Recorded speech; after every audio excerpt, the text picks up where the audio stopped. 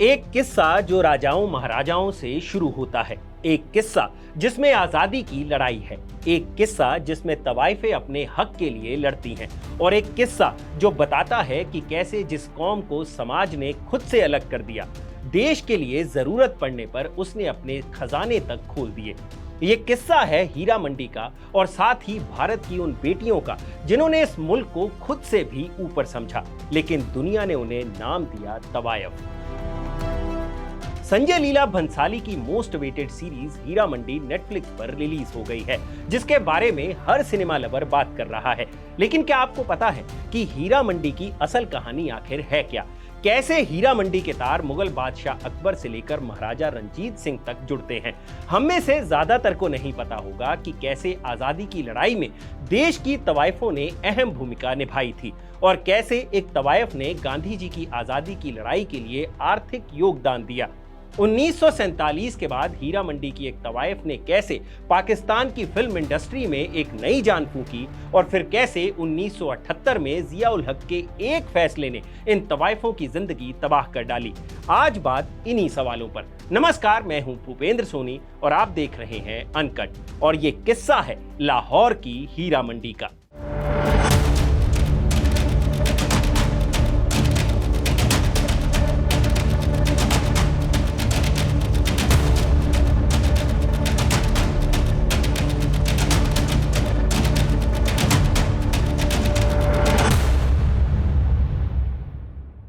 किस्सा शुरू करने से पहले आपका यह जानना जरूरी है कि तवायफ और वैश्या में जमीन आसमान का फर्क होता है।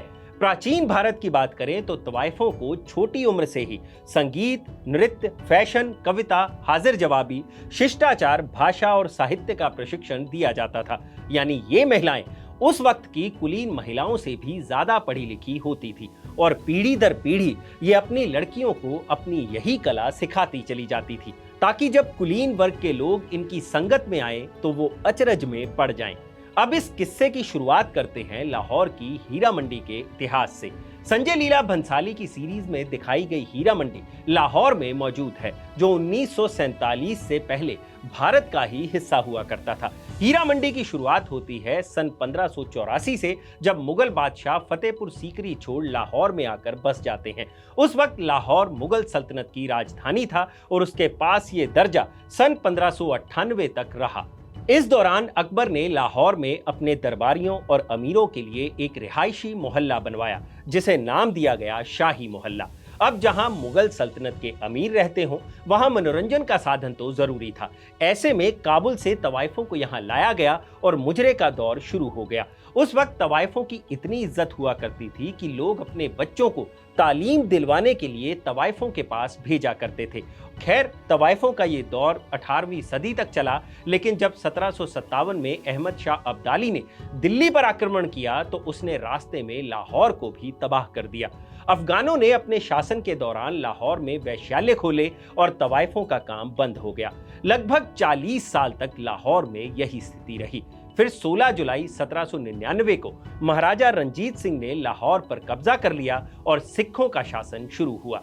महाराजा रंजीत सिंह के काल में फिर से मुजरे का दौर लौट आया और तवाइफों का चलन फिर से शुरू हो गया। उस वक्त नाचने वालियों को दो कैटेगरी में बांटा जाता था। पहली कैटेगरी थी तवाइफों की, यानी वो लड़कियां जो सिर्फ शाही लोगों के लिए परफॉर्म करती थीं, और दूसरी कैटेगरी उन महिलाओं की थी जो निचले तबके के लोगों के लिए परफॉर्म किया करती थी। इन्हें कहा जाता था कंजरी।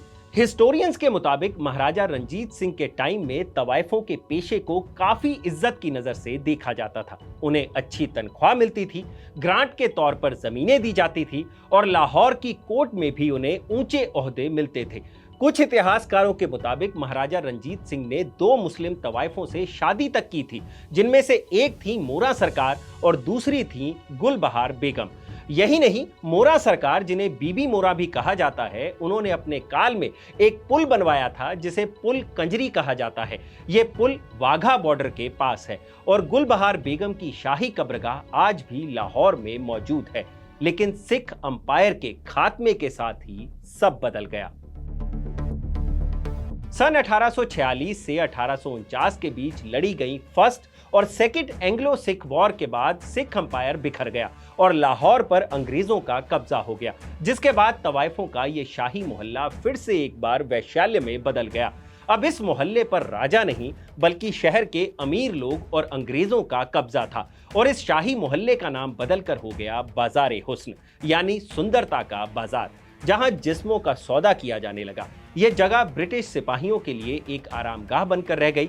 1864 में ब्रिटिशर्स ने कंटेजियस डिजीजेज एक्ट ऑफ 1864 लागू कर दिया, जिसके बाद तवाइफों के मुजरे पर बैन लगा दिया गया और इस दौरान ब्रिटिशर्स ने शाही तवाइफों तक को ह्यूमिलिएट किया। खैर, अब आते हैं अपने अगले सवाल पर कि इस शाही मोहल्ले का नाम आखिर हीरा मंडी पड़ा कैसे। असल में महाराजा रंजीत सिंह की फौज में एक जर्नल हुआ करते थे जिनका नाम था ध्यान सिंह डोगरा। उनका आगे बेटा था जिसका नाम था हीरा सिंह डोगरा।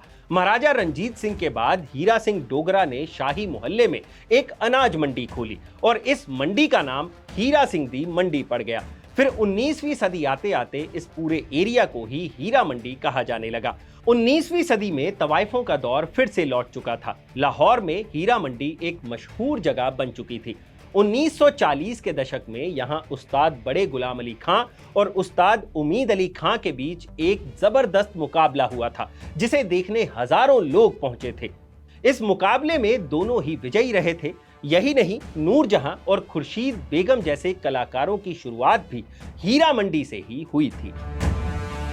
अब हीरा मंडी की स्टोरी आगे बढ़ाने से पहले हमारा ये जानना जरूरी है कि कैसे तवाइफों ने आज़ादी की लड़ाई में अहम योगदान निभाया था। यहाँ हम सिर्फ हीरा मंडी की तवाइफों की बात नहीं करेंगे, हम पूरे भारत की तवाइफों का किस्सा सुनाएंगे। कहा जा रहा है कि संजय लीला भंसाली की वेब सीरीज हीरा मंडी में अदिति राव हैदरी ने जिस बिब्बो जान तवाइफ का रोल अदा किया है, वो रोल अजीजन बाई के किरदार से प्रेरित है। बात 1857 की क्रांति की है। उस वक्त अजीजन बाई कानपुर की एक मशहूर तवाइफ हुआ करती थी। उनके कोठे पर ही 1857 की रणनीति पर चर्चा हुई थी, जिसमें नाना साहब, तात्या टोपे के साथ सूबेदार टीका सिंह, शमसुद्दीन खां और अजीमुल खान ने शिरकत की थी। अजीजन बाई ने महिलाओं का एक ऐसा ग्रुप बनाया जिसने स्वतंत्रता संग्राम में पूरी मदद की। अजीजन बाई इस क्रांति में एक पुरुष का वेश धारण कर जंग में भी उतर गई थी और बाद में उन्हें अंग्रेजों द्वारा फांसी की सजा सुनाई गई। ऐसी ही और भी कई तवाइफें हैं जिनके बारे में कहा जाता है कि उन्होंने आजादी के लिए अपना सब कुछ त्याग दिया था।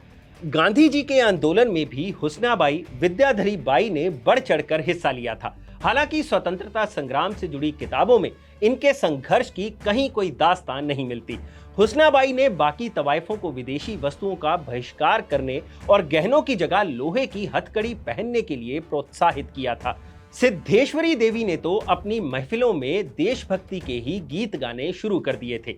गौहर जान, जो एक मशहूर तवाइफ हुआ करती थी, उनसे भी जुड़ा एक मशहूर किस्सा है। कहा जाता है कि 1921 में गांधी जी ने स्वराज फंड के लिए गौहर जान को परफॉर्म करने के लिए आग्रह किया। गौहर जान इस शर्त पर राजी हो गईं कि गांधी जी उनकी परफॉर्मेंस के दौरान मौजूद रहेंगे, लेकिन जब गांधी जी नहीं पहुंचे तो गौहर जान ने उस परफॉर्मेंस से इकट्ठे हुए रुपयों में से सिर्फ आधे ही स्वराज फंड में दान किए थे। तवाइफों से जुड़ी ऐसी कई कहानियां हैं जो उन्हें आजादी की लड़ाई का अहम किरदार बनाती हैं, लेकिन इनके साथ जुड़ी एक विडंबना भी है कि जिन तवाइफों ने आजादी की लड़ाई में इतना बढ़ चढ़कर योगदान दिया, समाज ने हमेशा उनसे किनारा करके ही रखा। खैर, वापस लौटते हैं हीरा मंडी पर। कहा जाता है कि वहां की तवाइफें अंग्रेजों के काफी करीब थी और वो उनकी जासूसी किया करती थी और उनसे मिलने वाली जानकारी को स्वतंत्रता सेनानियों को दे दिया करती थी।